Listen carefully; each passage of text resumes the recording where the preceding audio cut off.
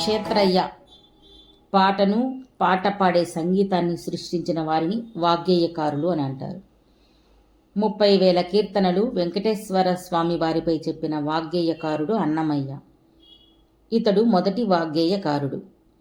అన్నమయ్య తరువాత 100 సంవత్సరాలకు 1595-1660ల మధ్య ఉన్నటువంటి మరో వాగ్గేయకారుడు క్షేత్రయ్య. మువ్వగోపాల స్వామికి అంకితముగా 4,000 పదాలను రచించినవాడు క్షేత్రయ్య. క్షేత్రయ్య అసలు పేరు వరదయ్య. అతడి ఇంటి పేరు మువ్వ. ఇతడు కృష్ణా జిల్లా మువ్వ గ్రామంలో జన్మించాడు. కూచిపూడి ఇక్కడకు 4 మైళ్ళ దూరంలో ఉంది. అక్కడి కూచిపూడి గురువు వద్ద విద్యార్థిగా చేరిన వరదయ్య అక్కడ తన సహపాఠి అయిన దేవదాసిల అమ్మాయి మోహనాంగిని అభిమానించాడు. తల్లిదండ్రులు మేనమామ కూతురు రుక్మిణితో అతనికి వివాహం జరిపించారు. ప్రేమించిన మోహనాంగి అతన్ని తిరస్కరించింది. వరదయ్య ఇంటికి వెళ్ళిపోయాడు.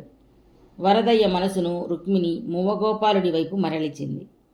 చిన్నతనము నుండి తాళ్లపాక కవుల రచనలన్నింటినీ నేర్చుకున్న క్షేత్రయ్య ఏ ఊరు వెళ్ళినా ఆ దేవుణ్ణి మువ్వగోపాల అని పిలిచేవాడు. 1620 ప్రాంతంలో తన ప్రాణ స్నేహితుడు లింగయ్యను వెంటబెట్టుకుని పుణ్యక్షేత్రాలకు వెళ్ళాడు.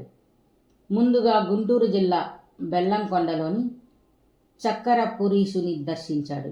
తరువాత భద్రాచలం సీతారాములను, శ్రీశైల మల్లికార్జునుని, హంపికి వెళ్ళి హేమాద్రి నిలయుని దర్శించాడు.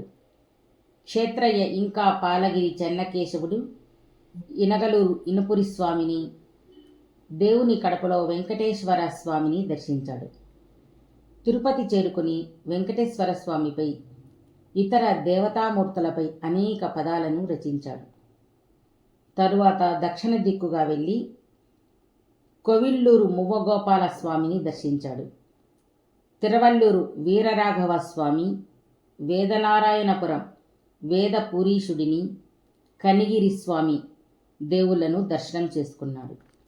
అలా దారిలో వెళుతూ అనేక పండితుల, ఎందరో ప్రభువుల సత్కారాలు అందుకున్నాడు. వారిలో మధురను ఏలిన తిరుమల నాయకుడు, గోల్కొండ నవాబు, తంజావూరు రఘునాథ నాయకుడు, బెంజి కృష్ణప్ప నాయుడు ప్రముఖులు.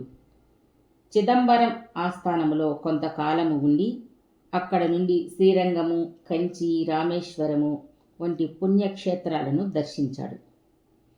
తిరుగు ప్రయాణములో భద్రాచలం కొత్త తహసీల్దారు కంచర్ల గోపన్న క్షేత్రయ్యను ఆదరించాడు.